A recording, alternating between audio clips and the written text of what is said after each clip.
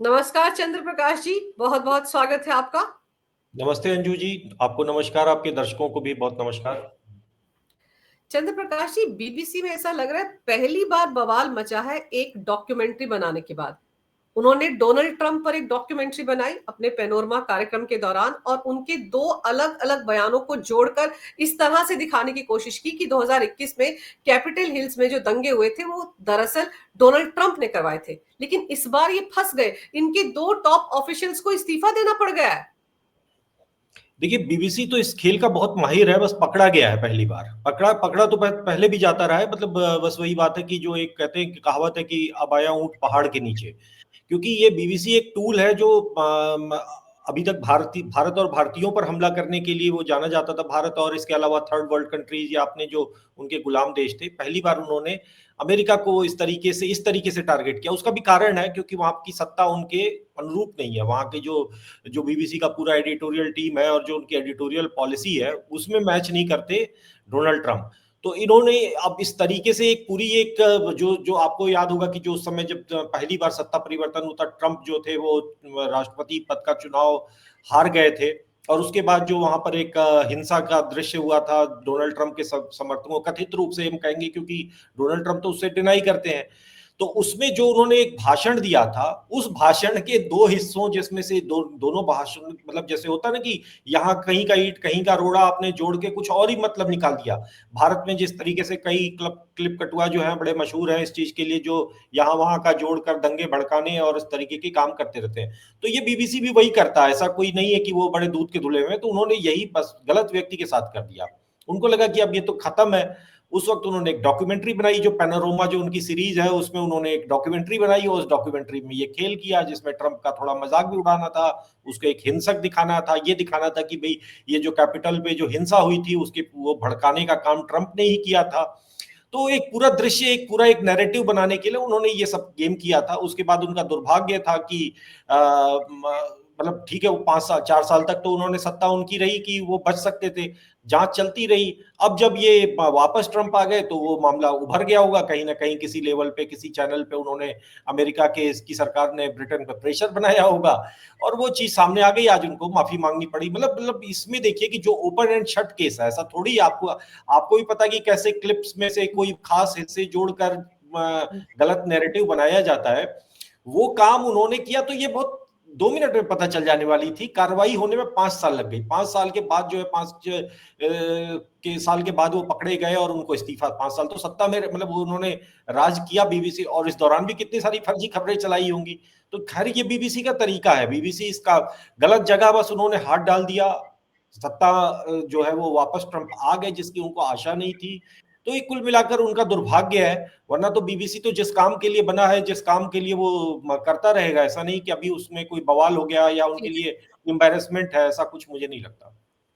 लेकिन दो top officials इस्तीफा दे दें, जिनमें कि एक बीबीसी के डायरेक्टर जनरल टिम डेवी हैं और दूसरी जो है हेड ऑफ न्यूज डेबोरा टर्नेस है। ऐसा तो पहली बार हुआ ना। और बीबीसी जो है वो कौन पोषित करता है उसको? Deep state. और अमेरिका और यूके का डीप स्टेट दोनों साथ साथ ही तो काम करते हैं। लेकिन फिर हो सकता है कि अमेरिकन डीप स्टेट की तरफ से कहा गया और सोरोस एंड गैंग की तरफ से कि भाई क्यों परेशान कर रहे हो ट्रंप को, तुम तो सीधे सीधे भारत पर फोकस करो ना, पीएम मोदी पर फोकस करो। देखिए, बीबीसी जो है ना वो मतलब ब्रिटेन के टैक्स पेयर के पैसे से चलता है। और जो टैक्स पेयर का पैसा मतलब कि वहाँ की जो सरकारी मीडिया है, जैसे दूरदर्शन है भारत की मीडिया, वैसे वहाँ की। तो एक सरकारी मीडिया जो होती है वो कहीं ना कहीं सरकार के काम धाम से ज्यादा मतलब रखती है। जैसे दूरदर्शन देख लीजिए, दूरदर्शन पे आप कोई बहुत आक्रामक, किसी पे बहुत आरोप, ऐसा कुछ नहीं पाएंगे। और पूरे विश्व में यही होता है। पूरे विश्व का जो सरकारी मीडिया होता है सरकारी मीडिया की तरह चलता है। लेकिन बीबीसी जो है वो एक टूल है, जैसा आपने बताया ना मतलब एक किसी तरह की किसी शक्तियों का, मैं किसी का नाम नहीं लूंगा, लेकिन किसी ऐसे काम के लिए जिसके लिए आप प्रकट रूप से कह नहीं सकते, किसी छुपे एजेंडे के तहत वो काम करता है। वो बहुत पहले से काम करता रहा है इस काम को। तो अब उनका जो तरीका है वो मतलब एक उनको कोई इसमें वो नहीं है। बहुत स्पष्टता के साथ वो देशों पर आक्रमण करते हैं, देशों के फॉल्ट लाइन में उंगली करते हैं। वो देशों को की राजनीति में हिस्सा लेते हैं, एक पार्टी का सपोर्ट करते हैं, दूसरी पार्टी को हरवाने का प्रयास करते हैं। तो अब वही बात है कि गलत जगह उन्होंने बार बार ये काम किया। बार बार इस काम को किया, जब थर्ड वर्ल्ड कंट्रीज के साथ किया, भारत के साथ किया, एशियाई देशों के साथ किया तो वो उनको कुछ नहीं हुआ, अमेरिका के साथ किया तो ट्रम्प अंकल ने उनके साथ वही किया जो वो मतलब वो कर सकते हैं, क्योंकि उनके पास उनके पास ताकत है, उतनी अब शक्ति। बिल्कुल। और फिर दूसरी तरफ आप ये देखो ना कि इन्हीं लोगों ने पीएम मोदी को लेकर भी तो एक डॉक्यूमेंट्री बनाई थी जिसमें ये दिखाने की कोशिश की थी कि 2002 के जो गुजरात दंगे थे वो तो उस वक्त के मुख्यमंत्री नरेंद्र मोदी नहीं करवाए थे। इस तरह का मैसेज उन्होंने देने की कोशिश की थी, कितना बवाल हुआ था। लेकिन हमारे देश के अंदर बैठा हुआ ही एक तबका था जो बड़ा खुश था उस डॉक्यूमेंट्री को देखकर। देखिए, बीबीसी के लिए मेरा मेरा मानना है कि ये ना एक तरह का जो एक साम्राज्यवाद का एक समय था, उसका ये अवशेषी अंग है। मतलब जो बचा खुचा एक हिस्सा होता है, तो इनको भारत जो है वो बहुत खटकता है। और भारत में भी जो राष्ट्रवादी शक्तियां हैं, जो अमेरिका और ब्रिटेन और गोरों के इशारों पे नहीं चलते हैं, उनको छोड़कर अगर कोई भी यहाँ पर राष्ट्रवादी उभार होता है या हिंदू उभार होता है, तो उसके प्रति ये एकदम बिल्कुल सतर्क हो जाते हैं, अलर्ट हो जाते हैं। तो मोदी उनके पर बहुत पहले से टारगेट पे थे। 23 में इन्होंने 2023 में 24 के चुनाव से ठीक पहले इन्होंने वो डॉक्यूमेंट्री बनाई, और बनाया ही नहीं बल्कि वो अपने आप में फेक न्यूज का एक बहुत आदर्श और बहुत ही मतलब एक क्लासिक एग्जांपल है कि जिस केस में सुप्रीम कोर्ट का, भारत की सुप्रीम कोर्ट का निर्णय आ चुका है, जिस केस में तमाम तरह के प्रोपोगंडा की पोल खुल चुकी है, जिसमें सभी तरह के प्रश्नों का उत्तर दिया जा चुका है, उसमें वो एक डॉक्यूमेंट्री फिल्म बनाते हैं, Modi India the Modi question करके। उसमें वो ये कहते हैं कि हमारे ब्रिटेन के एक विदेश विभाग की एक रिपोर्ट है, उसमें ये बताया गया कि मोदी ने उस वक्त वहां पर पुलिस को कार्रवाई करने से रोका, दंगाइयों पर कार्रवाई करने से रोका। अब भाई वो जब पता किया गया तो पता चला कि ये तो रिपोर्ट कोई ब्रिटेन में भी नहीं है, मतलब ब्रिटेन में छपी ही नहीं है। अगर कोई किसी ने बनाई है, अपने घर में बना के अपने टेबल में रख लिया तो उसकी प्रॉब्लम है, लेकिन वहां पे अनपब्लिश्ड रिपोर्ट थी। तो उस अनपब्लिश्ड रिपोर्ट पर इन्होंने एक ये रिपोर्ट बनाई थी जिसकी आपने चर्चा की। उसमें बाइटें कुछ नए नए लोगों की लाई जो बता रहे हैं कि जी हमारे साथ बड़ा बुरा हुआ, जबकि उस तरीके की जितने भी और कैरेक्टर्स इससे पहले क्रिएट किए गए थे, सबकी पोल लाइन से कोर्ट में खुल चुकी थी। उसमें बाइट किसकी थी? अरुंधति रॉय की, जो एकदम यूजुअल सस्पेक्ट होते हैं। जो आकार पटेल, जो एमनेस्टी के कभी इंडिया में थे, हुआ बहुत धुर मोदी विरोधी है वो। और एक ब्रिटेन के विदेश मंत्री थे उस वक्त, जैक स्ट्रॉ, उनको लेकर उनको एक थोड़ा ऑथेंटिसिटी, एक बुरा बोल रहा है तो भारतीय लोग तुरंत विश्वास कर लेंगे, जो उनके यहाँ के भूरे साहब हैं। और वही हुआ था कि मोदी, जब ये डॉक्यूमेंट्री आई थी तो पूरे यहाँ की जो वामपंथी कांग्रेसी तंत्र ने उसको हाथों हाथ लिया था, और उस डॉक्यूमेंट्री को भारत में प्रचारित दूरदर्शन, अरे जेएनयू में दिखाने का, उस वक्त जेएनयू में उसका प्रदर्शन किया जा रहा था, मास स्केल पे उसकी स्क्रीनिंग कराने की तैयारी की जा रही थी 2024 में। तभी भारत ने उस पर प्रतिबंध लगा दिया कि भैया सुप्रीम कोर्ट का निर्णय आ चुका, कब तक ये तमाशा, कब तक ये काठ की हांडी चढ़ती रहेगी। लेकिन बीबीसी ने इस काम को पूरे कॉन्फिडेंस किया था। लेकिन अब उस वक्त, अब बीबीसी, अब वो जमाना नहीं रहा जब वो गोरों का जमाना होता था, जो चाहते थे। ऐसा नहीं कि ट्रंप वाले मामले में ही पहली बार ये दबोचे गए। जब 2023 में किया था तो अब ब्रिटेन वो शक्ति नहीं रहा। 2022 में भारत उनको पीछे छोड़कर दूसरे, जब भारत 5वीं सबसे बड़ी अर्थव्यवस्था बना तो ब्रिटेन को पीछे छोड़ा था भारत ने। तो उस वक्त ऋषि सुनक थे प्राइम मिनिस्टर। ऋषि सुनक ने पार्लियामेंट में, वहां के ब्रिटिश पार्लियामेंट में खड़े होकर माफी मांगा था, माफी नहीं मांगा था, बेसिकली कहा था कि ये जो डॉक्यूमेंट्री है इससे हम असहमत हैं। मतलब जिस ब्रिटेन सरकार के टैक्स पे वो डॉक्यूमेंट्री बनाई जा रही है, जो वो उसका प्रधानमंत्री खड़े होकर कह रहा है कि इस डॉक्यूमेंट्री में जो बातें दिखाई गई हैं, प्रधानमंत्री नरेंद्र मोदी के लिए जो बातें कही गई हैं, वो झूठ है। ये उन्होंने बहुत स्पष्ट रूप से रेखांकित करके उस वक्त के विवाद को किसी तरीके से ठंडा किया था। लेकिन तब भी किसी का हेड रोल नहीं हुआ था, तब भी किसी एडिटोरियल व्यक्ति का या किसी भी जो उनके न्यूज रूम के लोग हैं उनको इसकी सजा नहीं मिली थी। तो वही बात है कि मन बढ़ता रहता है, फिर आप एक दिन ऐसी गलती कर जाते हो कि आप उसके शिकार बनते हो। बिल्कुल। और यहाँ पर ये भी समझने वाली बात है कि जो कुछ बीबीसी में अब हुआ है, जो 2 लोगों को इस्तीफा देना पड़ेगा, उसके बाद तो हमारे देश का जो टुकड़े-टुकड़े गैंग है, जो लुटियन गैंग है, वहाँ भी सन्नाटा पसर गया होगा। कहीं से कोई चूं की आवाज नहीं आ रही है। नहीं, उनके पास तो बहुत सारे हथियार है ना, बीबीसी इकलौता थोड़ी है। सीएनएन है, रॉयटर्स है, अल जजीरा है, वॉशिंगटन पोस्ट है। भारत में भी ये जितने भी वायर तो बदनाम है। भाई देखिए, एक बेसिकली यहाँ पे समस्या क्या है कि बीबीसी को हम कई बार कुछ खांचों में डाल के चीजों को सोचते हैं, लेकिन वास्तविकता जो हो रही है पूरी इंटरनेशनल मीडिया में, एक चीज हुई है कि पिछले कुछ वर्षों में आप किसी के भी न्यूज रूम में जाइए, पत्रकारों के नाम बाईलाइन आप पढ़ लीजिए, ज्यादातर आपको पता चलेगा कि या तो वो मुस्लिम होंगे जिहादिस्ट मुस्लिम, मतलब ऐसा भी नहीं कि कोई मुस्लिम होना कोई अपराध नहीं है, लेकिन वो एक ऐसे मुस्लिम होंगे जो कि मुसलमान होने के नाते वो गाजा में मतलब सेव गाजा और फ्री गाजा टाइप के कॉज का समर्थन कर रहे होंगे, वो कश्मीर में कश्मीर के आतंकवाद के सपोर्टर होंगे, वो इस तरीके के जो एक एक्टिविस्ट मुस्लिम इस्लाम है, तो वो ज्यादातर उस तरीके की या तो मुस्लिम रिपोर्टर पत्रकार होंगे और या फिर कम्युनिस्ट होंगे, जो जिनका नाम हिंदू जैसा होगा, लेकिन वो मोदी से घृणा करने वाले होंगे, वो भारत से घृणा करने वाले होंगे, वो ट्रंप से घृणा करने वाले होंगे। देखिए, ट्रंप हमारा कोई हितैषी नहीं है, लेकिन आप किस आइडियोलॉजिकल बायस में काम कर रहे हो इससे ये पता चलता है। तो आप एक व्यक्ति से सिर्फ इसलिए घृणा कर रहे हो क्योंकि आपको लगता है कि आपके मजहब के लिए वो के हिसाब से वो काम नहीं कर रहा है, जैसा आप चाहते हो वैसा नहीं काम कर रहा है।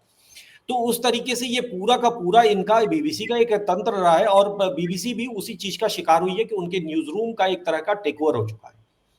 कि आज जो उनके चेयरमैन है जो बीबीसी के, अब सोचिए बाद में ये मेरे ख्याल से 1.5 साल पहले की बात है, समीर शाह गुजराती व्यक्ति है, अब आप सोचिए कि वो उसके चेयरमैन है, उनकी पत्नी जो है वो एक इस्लामिस्ट है, मुस्लिम है, और इसी तरीके से उनका पूरा न्यूज रूम पूरी तरह से पाकिस्तानी मुसलमानों और भी इस तरीके के जो भारत के कम्युनिस्टों उनका शिकार है। और सिर्फ वहीं का नहीं बल्कि भारत का भी बीबीसी, भारत का बीबीसी तो बिल्कुल वैसे ही है जैसे पाकिस्तान का बीबीसी, उर्दू बीबीसी उर्दू।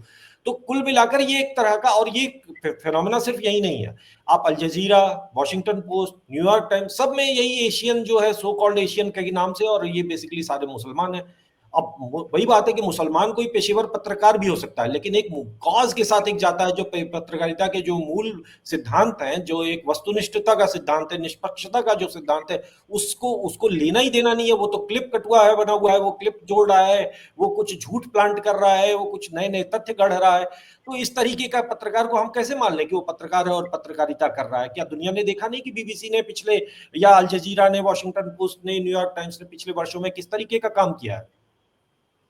बिल्कुल सही कह रहे हैं आप। कई बार तो बार-बार ये माँग भी उठती है कि बीबीसी को भारत में बैन कर देना चाहिए।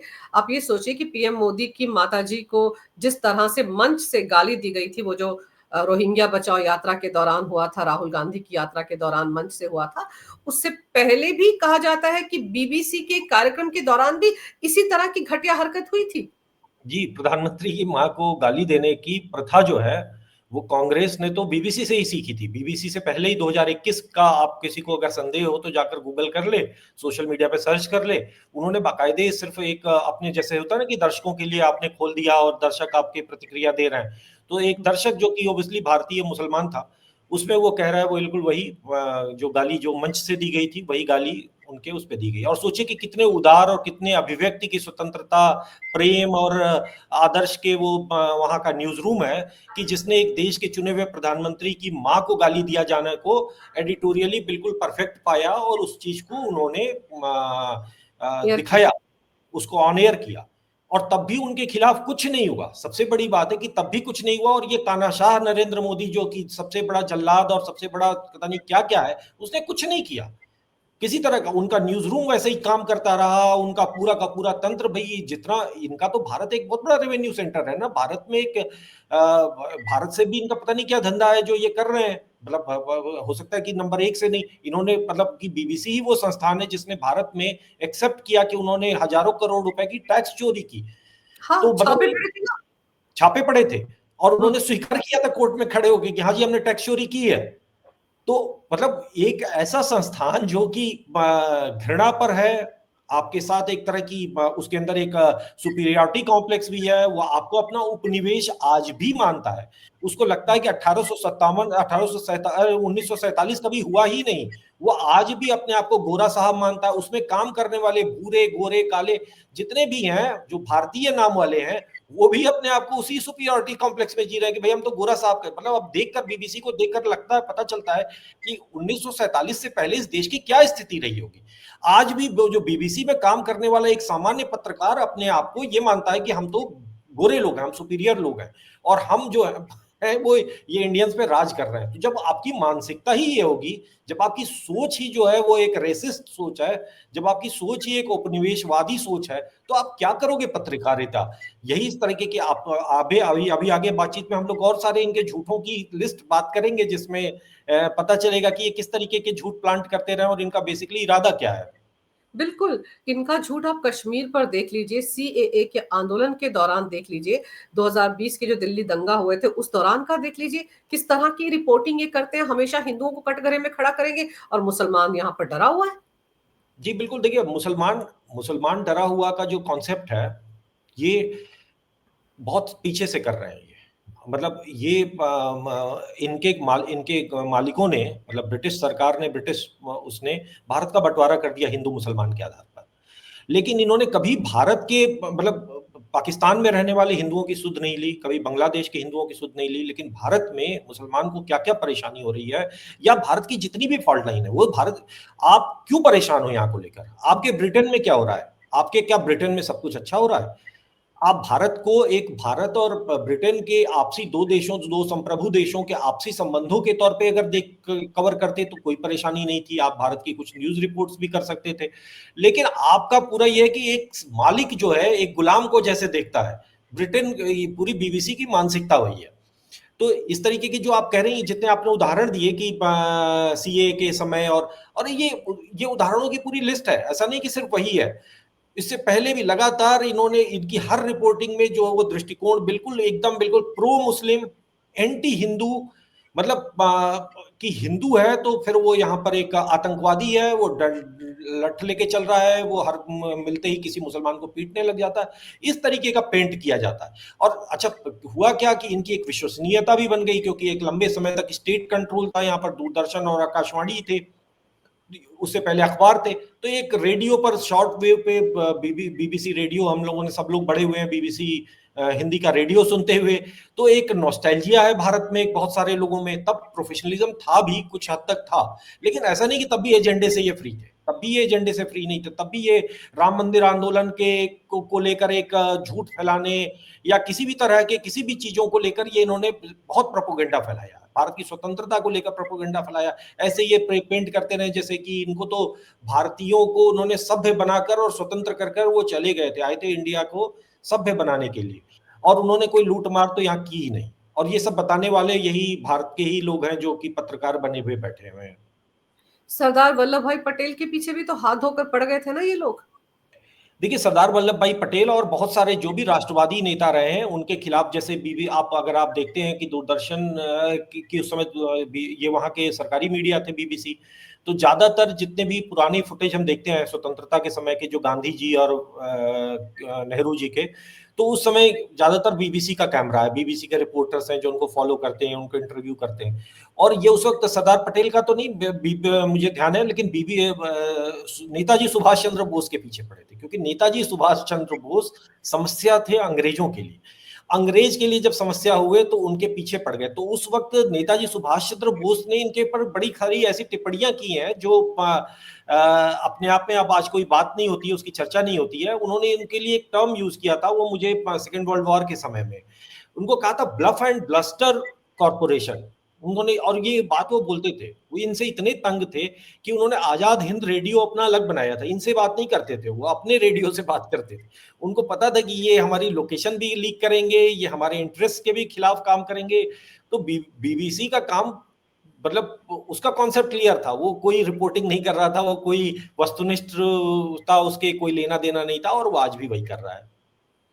पर अब आप देखिए ना कि किस तरह की इंडिया बैशिंग करते आए हैं, किस तरह का प्रोपेगेंडा चलाते आए हैं भारत के खिलाफ या थर्ड वर्ल्ड कंट्रीज के खिलाफ। लेकिन जहां पर इनका दफ्तर है वहां पर क्यों नहीं देखते हैं कि क्या हो रहा है। लंदन स्थान बन चुका है लंदन, अब तो इनको खुद को लेने के देने पड़ जाएंगे जो वहां पर काम करें। आप सोचिए, उस तरफ कोई ध्यान नहीं, वहां की कोई रिपोर्टिंग नहीं है। रिपोर्टिंग हो रही है तो कैसी रिपोर्टिंग हो रही है, भारत के खिलाफ क्लिप कटुआ की तरह।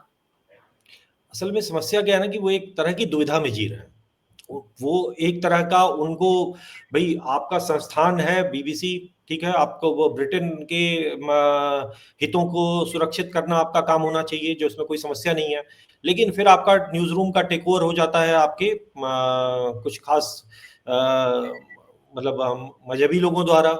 फिर वो एक तरह की दुविधा में जी रहे हैं, कभी गाड़ी इधर चलती, कभी गाड़ी इधर चलती है, और दोनों के चूंकि संयुक्त दुश्मन जो है वो भारत का हिंदू है, भारत का एक राष्ट्रवादी व्यक्ति है, या किसी भी राष्ट्र का। मैं मतलब ट्रंप भी एक तरह के व्यक्ति में अगर कहा जाए तो ट्रंप चपेटे में आ गए उनके, ट्रंप ज्यादा शक्तिशाली हैं, उन्होंने सबक सिखा दिया। लेकिन ये पूरी तरह से उनके लिए जब शत्रु ये है, तो अब जैसे मैं आपको अभी, चूंकि अभी चर्चा हो रही थी, अभी आपका प्रश्न नहीं था लेकिन मुझे ध्यान आया कि कुछ दिन पहले इन्होंने एक डॉक्यूमेंट्री बनाई थी, मतलब उदाहरण है मैं आपको दे रहा हूं जिससे आपको इसी प्रश्न का पता चलेगा इनकी मानसिकता का, कि इन्होंने एक डॉक्यूमेंट्री फिल्म बनाई। ऐसी बहुत सारी डॉक्यूमेंट्री, अभी मुझे याद आ गया इसलिए कहीं मैं भूल ना जाऊं, इसलिए मैंने इसकी चर्चा कर देता हूं यहीं पे, कि आरएसएस से इनको बहुत घृणा है। आरएसएस क्या कर रही है क्या नहीं कर रही है इससे मतलब नहीं, आरएसएस को बस वो एक ही चित्र उनके जैसे एकदम होता है कि मतलब बंदर की तरह नोच लो, कि आरएसएस है तो मतलब कुछ कोई आतंकवादी। इनको इतनी घृणा आईएसआईएस और बोको हराम और अलकायदा से नहीं है जितनी इनको आरएसएस से। आरएसएस को ही आतंकवादी मानते हैं, खुल के नहीं कह पाते चूंकि उनके पास कोई आधार नहीं। तो इन्होंने एक रिपोर्ट बनाई कि आरएसएस के जो पदाधिकारी और तमाम वो है, उनकी पत्नियों पर इन्होंने डॉक्यूमेंट्री फिल्म बनाई, और उनसे जाकर बात किया कि एक आरएसएस के पदाधिकारी की पत्नी होना कितना कठिन है। अब सोचिए ये बात क्या भाई, आपने इस तरीके की रिपोर्ट कितनों से सुनी कि कांग्रेस के पदाधिकारी होने की पत्नी होना, भाई पत्नी होना किसी भी चीज से कठिन हो सकता है, किसी अच्छा भी हो किसी के लिए कठिन भी हो सकता है। आरएसएस का पदाधिकारी होने के कारण किसी की पत्नी होना कठिन हो जाए ये तो नहीं हो सकता। लेकिन आप बेसिकली ये दिखा रहे थे कि आरएसएस एक मतलब एक दुष्ट लोग हैं, तो इन दुष्ट लोगों की पत्नी होना कितना कठिन है, कितना तुम्हारे लिए अपमानजनक है, इस अपने सिर पे बोझ लेके जी रही हो। और बिल्कुल उसी तरीके से इन्होंने ये बनाया था। उस रिपोर्ट को आप पढ़िए तो भाई मतलब उस डॉक्यूमेंट्री को देखिए तो लगता है कि मतलब ये क्या कर रहे हैं। और तब जब ये काम ये तब कर रहे हैं जबकि भारत में इनका मैनेजमेंट चेंज हो गया है, सो कॉल्ड अब इस समय जो बीबीसी की जो भारत की जो मैनेजमेंट है वो इंडियंस के हाथ में है। तब ये ऐसी डॉक्यूमेंट्रीज बना रहे हैं, तब वो ऐसा काम कर रहे हैं जिसमें वो भारत की सत्ताधारी जो एक विचारधारा है, उसके जो शिखर संस्थान है, उसके घर में ये हमला कर रहे हैं। तो मतलब ये बिल्कुल कॉमरेड है, कम्युनिस्ट है। तो जो कम्युनिस्टों का तरीका होता है बिल्कुल। प्रोपोगेंडा, लोगों के परिवार में घुसना, परिवार में घुस के लोगों को इस तरीके से डिमोरलाइज करना, बच्चों के मन में आएगा कि पिताजी कोई बुरा काम करते हैं क्या। अगर वो मतलब किसी बच्चे को लगेगा कि भाई मेरे पिताजी अगर संगी है तो क्या संगी होना कोई गाली है, कोई बुरी बात होती है, उनको हो सकता है लगने ही लग जाए बीबीसी कह रहा है ठीक ही कह रहा होगा। लेकिन वही है ना कि ये जिस आपने कहा ना इंडियंस के हाथ में है, भारतीयों के हाथ में, लेकिन फिर मानसिकता का क्या करेंगे आप? सोच का क्या करेंगे अपने आकाओं को खुश करने के लिए? वहां पर जो पत्रकार बैठे हैं वो भी तो वही सब करेंगे जो बीबीसी का लंदन का ऑफिस करता होगा, जो प्रोपेगेंडा उनको थमाया गया होगा, जो एजेंडा बताएगा कि भारत में क्या क्या करना है, उसी हिसाब से चलेंगे। लेकिन चलिए, अभी तक तो भारत के खिलाफ तो ये सब कुछ करते रहे, लेकिन ट्रंप से तो इनको पंगा लेना भारी पड़ गया ना। अब इसके अलावा ये जो दोनों इस्तीफा दिया, इसके अलावा किस तरह का बदलाव आने वाले दिनों में बीबीसी में देखने को मिल सकता है, उस पर भी सबकी नजरें रहेंगी। लेकिन एक बात तो है कि भारत के अंदर जो टुकड़े टुकड़े गैंग बैठा है, लुटियन गैंग बैठा है, जिनके आए दिन आर्टिकल छपते रहते हैं, $500 लेकर वो अपना जमीर बेच देते हैं। चाहे वो आप देखो वॉशिंगटन पोस्ट में छपते हैं, न्यूयॉर्क टाइम्स में छपते हैं, उनके लिए भी खतरे की घंटी है कि नहीं? देखिए खतरे की घंटी, लेकिन बीबीसी सबके लिए खतरे की घंटी, मतलब एक युद्ध है, ऑनगोइंग है, जो कि उनके लिए भी एक मैसेज है कि आप जो कर रहे हो वो अब स्वीकार नहीं किया जाएगा, इस सिर्फ इसलिए क्योंकि आपके नाम में ब्रिटिश लिखा हुआ है। अब हम ब्रिटेन के गुलाम नहीं है कि हम आपके कहे को या वॉशिंगटन को या न्यूयॉर्क टाइम्स को या इनको हम वो स्वीकार कर लें। लेकिन ये कर क्या रहे हैं, और इनके जो इंडिया में जो इनके वो है क्या बोलते हैं, जो इनके फॉलोअर्स हैं वो क्या करते हैं, इसका एक उदाहरण, मतलब ये कार्यक्रम अधूरा रहता अगर हम लोग एलआईसी का नाम नहीं लेते। एलआईसी पे आपको मालूम है, जो लाइफ इंश्योरेंस कॉर्पोरेशन जिस पे भारत के लोग आंख मूंद कर विश्वास करते हैं, भारत की सबसे बड़ी कॉर्पोरेशन में से एक है। कभी भारत में कोई आर्थिक संकट आता है, सरकार सबसे पहले एलआईसी को आगे करती है, एलआईसी उसको डूबने से बचा लाती है। कई बैंकों को बचाया है एलआईसी ने। एलआईसी जो है वो भारत की शक्ति का एक तरह का एक पावर है। उन्होंने उस चीज को आइडेंटिफाई कोविड के समय किया था, और इन्होंने लगातार एक सीरीज ऑफ आर्टिकल्स छापने शुरू किए थे कि एलआईसी तो बर्बाद होगी। राहुल गांधी ने तो बाद में पिक किया था ये। इन्होंने राहुल अब अच्छा देखिए, एलआईसी में आप कुछ भी पैसा, अगर आप एलआईसी की कोई पॉलिसी लेती हैं तो एलआईसी एक कोई सामान्य बैंक या सामान्य वैसी कोई संस्था नहीं है। सर अगर आपने ₹5 एलआईसी को दिया है तो गवर्नमेंट, भारत की सरकार उस पर एक सॉवरेन गारंटी देती है, संप्रभु गारंटी जिसको कहते हैं, कि मतलब अगर वो पैसा डूब गया तो आपका पैसा भारत सरकार आपको वापस करेगी। तो मतलब आप एलआईसी की इसकी शक्ति का मतलब ये वादा कौन कर सकता है जिसकी आर्थिक शक्ति, जिस पर सरकार को अत्यधिक विश्वास हो कि ये संस्था अगर डूब गई तो इसके पैसे हम आपको देंगे। तो आपने हमारी उस सॉवरेन संस्था जिसपे हमारे देश की अर्थव्यवस्था का एक बड़ा एक स्तंभ है, जो उस पर अटैक किसने करना शुरू किया? ब्रिटेन के टैक्स पेयर से चल रही एक बीबीसी नाम की संस्था ने। और फेक न्यूज का एक पूरा एक इन्होंने एक सीरीज चलाई कि बीबीसी की हालत खराब हो गई है, बीबीसी का इतना पैसा बर्बाद अभी हो भी गया तो है। अभी अभी भी अभी तो अडानी को दे दिया गया, वो वही उसी प्रोपेगेंडे का ही तो हिस्सा था वो। वो तो राहुल गांधी के हिस्से में चला जाता है। मैं तो अभी बीबीसी के रोल पे बात कर रहा हूं कि भाई बीबीसी ने किस तरीके से उस पूरे प्रोपेगेंडा को शुरू किया था। तो आप एक विदेशी संस्था होकर भारत की एक सॉवरेन संस्था के बारे में अगर आप कर रहे हो, तो ये एक देश का दूसरे देश पर आर्थिक हमला नहीं माना जाना चाहिए। तो क्या माना जाना चाहिए? ये ब्रिटेन का भारत पर सीधे सीधे एक आर्थिक हमला था। और ये सब तब हो रहा था जब खुद ब्रिटेन की सरकार, जो ब्रिटेन ब्रिटेन की सरकार भारत के आगे कटोरा लेके खड़ी थी। ये गोरों की सरकार, जब कि आपको याद होगा कि पैरासिटामोल दे दो भारत, वो एक जो मलेरिया की क्या नाम था, हाइड्रोक्लोरोक्विन, जो एक दवाई थी, तो कोविड की दवाई बताई गई थी। तो ये ब्रिटेन की सरकार भारत के आगे कटोरा लेके खड़ी थी, उनके पास पैरासिटामोल नहीं था कोविड के समय। तब उनका जो नेशनल मीडिया था वो हमारे देश के खिलाफ इस तरीके की भाषा प्रयोग कर रहा था। उनका बीबीसी हिंदी जो था, उनका कार्टून छाप रहा था, जो उनका भारतीय कार्टूनिस्ट है, वो भारत की रोजी रोटी खाता है, भारत के ही पैसे पे चलता है, वो कार्टून छाप रहा है कि जब भारत में जब सरकार ने मास्क लगाना जरूरी कर दिया कि आप सार्वजनिक स्थानों पर मास्क पहनेंगे, तो उन्होंने कार्टून छापा था कि एक गरीब आदमी है, उसका पैंट में से काट कर वो अपनी पैंट में से एक हिस्सा काट रहा है और उसको मास्क बना रहा है।